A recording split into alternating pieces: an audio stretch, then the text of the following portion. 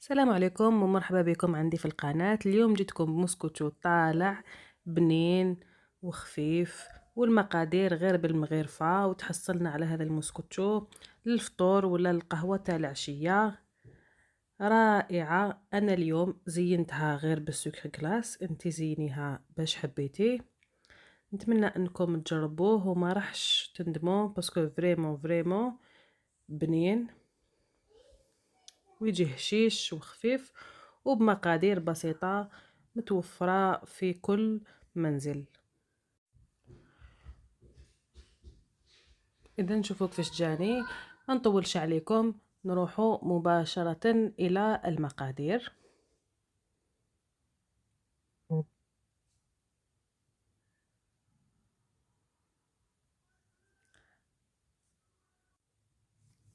بالنسبة للمقادير نحتاج 3 حبات بيض بدرجة حرارة الغرفة،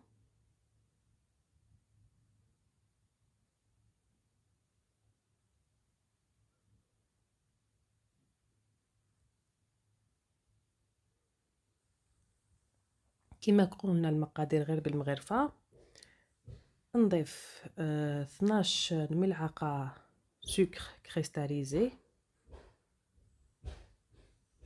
حسب 12 ملعقة. الملاعق ما يكونوش بومبي، عادي.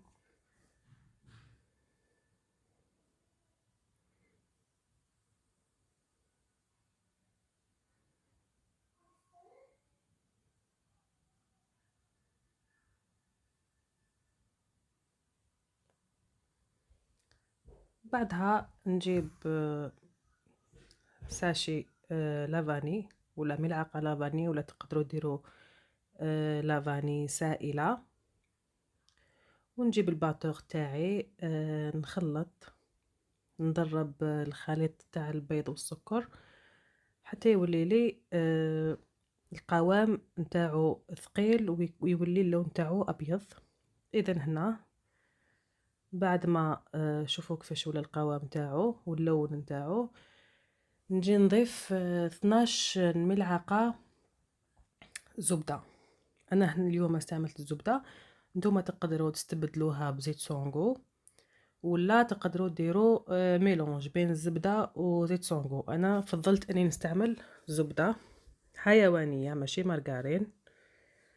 استعملت 12 ملعقة ونخلط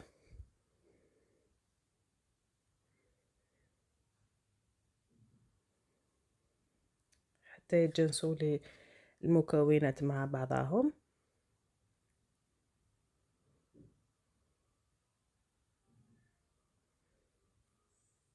بعدها نجي نضيف 12 ملعقة حليب،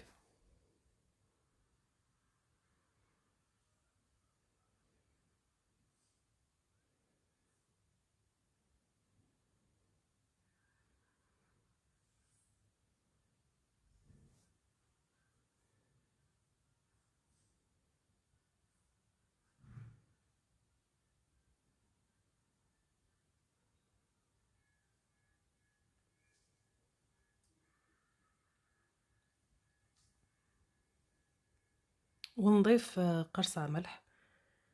كما قلنا بعد ما ضفت الحليب نزيد نخلط المكونات تاعي مع بعضهم، وما ننساش القرصة تاع الملح. انا اليوم ما درتش الملح باسكو الزبدة تاعي فيها من النوع اللي فيه شوية ملح.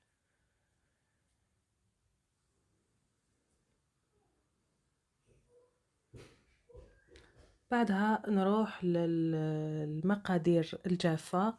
عندي 12 ملعقة فارينة، الملاعق يكونوا بومبي شوية، ماشي بزاف لكن يكونوا بومبي شوية. 12 ملعقة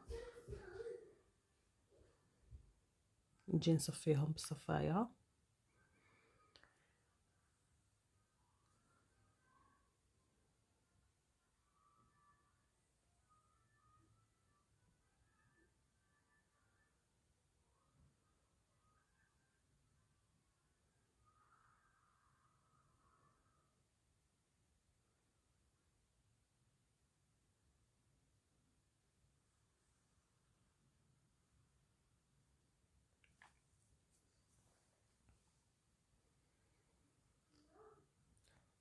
ونضيف مع الفرينة كأس و عفوا كيس خميرة كيميائية، كيس ونصف خميرة كيميائية. نجي نصفي الفرينة نتاعي باش ما يكونوش فيها لي كريمو. بعدها نجيب المول نتاعي اللي كنت دهنته بالزبدة و دردرت عليه شوية فرينة، نجي نصب فيه الخليط بهذه الطريقة، ونكون سخنت الفور على 170 درجة، نخليها تطيب حتى تتنفخ جيدا وتاخذ هذاك اللون الأحمر. وباش نعرف بلي طابت ندخل كوردون الى خرج لي ناشف، معناتها الموسكوتشو تاعي طاب. كما قلنا نديرها في الفور على 170 درجة.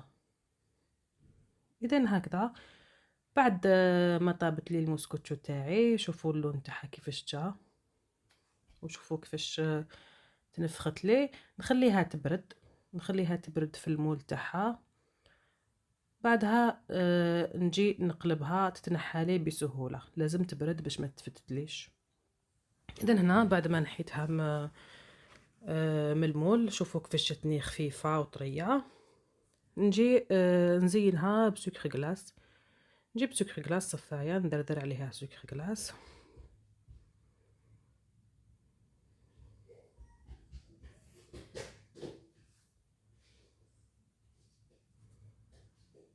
بهذه الطريقة.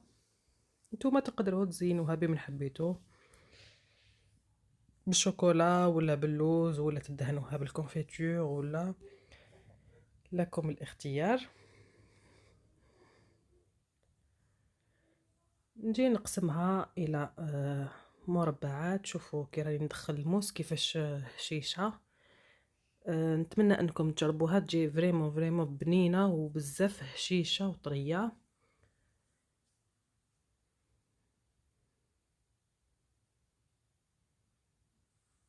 نجي نقسمها بهذه الطريقه باش نوري لكم كيفاش جاتني لداخل.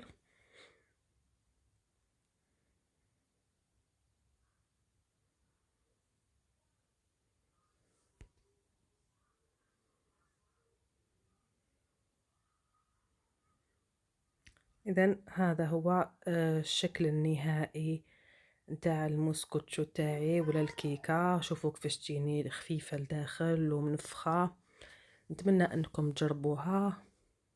ما تنسوش اذا عجبتكم الفيديو ديروا لي جيم وديروا متابعه للقناه. نتلاقاو في وصفات اخرى ان شاء الله. الى اللقاء.